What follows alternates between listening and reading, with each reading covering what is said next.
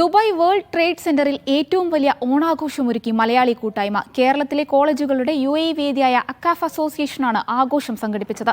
40-ലേറെ കോളേജുകൾ അണിനിരന്ന ഘോഷയാത്ര ഉൾപ്പെടെ വൈവിധ്യമാർന്ന പരിപാടികളോടെയായിരുന്നു ഓണാഘോഷം.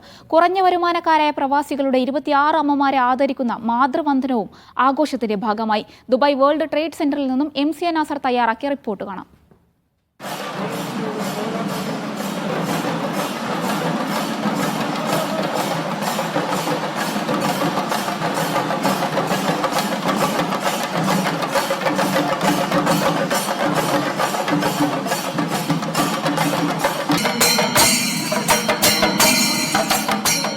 കേരളത്തിലെ എണ്ണമറ്റ കോളേജുകളുടെ അലൂമിനി കൂട്ടായ്മകൾ ഇവയുടെ UAEയിലുള്ളൊരു പൊതുവേദിയാണ് അക്കാഫ് അസോസിയേഷൻ.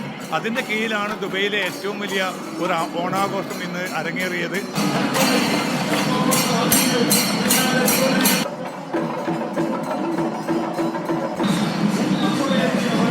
ഇന്ന് രാവിലെ ഏതാണ്ട് 8 മണിക്കായിരുന്നു ആരംഭം. പൂക്കള മത്സരത്തോടുകൂടി തുടങ്ങി തുടർന്ന് വിവിധ മത്സരങ്ങൾ, പുരുഷ കേസരി, മലയാളി മങ്ക, അതോടൊപ്പം തന്നെ പായസ മത്സരം, തുടർന്നാണ് ഏറ്റവും വിപുലമായിട്ടുള്ളൊരു ഓണസദ്യയും അരങ്ങേറിയത്. ഏതാണ്ട് 10,000 പേർക്കാണ് ദുബായ് വേൾഡ് ട്രേഡ് സെന്ററിൽ ഓണസദ്യ ഒരുക്കിയത്.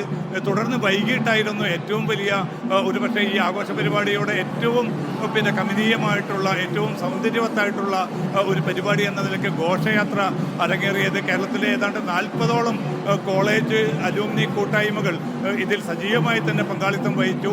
കേരളത്തിൻ്റെതായിട്ടുള്ള തനത് കലാരൂപങ്ങളുടെ കൃത്യമായിട്ടുള്ളൊരു ആവിഷ്കാരം കൂടിയായിരുന്നു ഈ ഒരു ഘോഷയാത്ര പരിപാടി.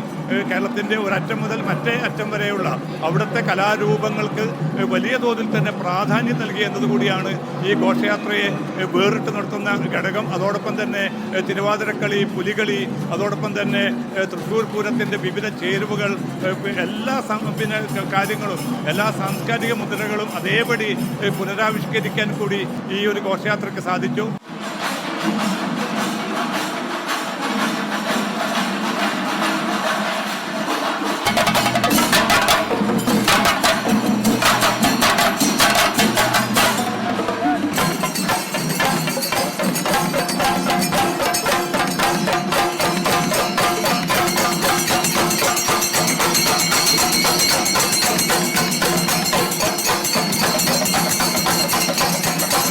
തുടർന്ന് നടന്ന സാംസ്കാരിക സമ്മേളനത്തിൽ ദുബായ് ഇന്ത്യൻ കോൺസുൽ ജനറൽ ഉൾപ്പെടെയുള്ള പ്രമുഖരും സന്നിഹിതരായിരുന്നു.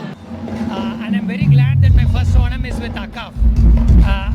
The whole atmosphere is so vibrant and it brings back memory of our home.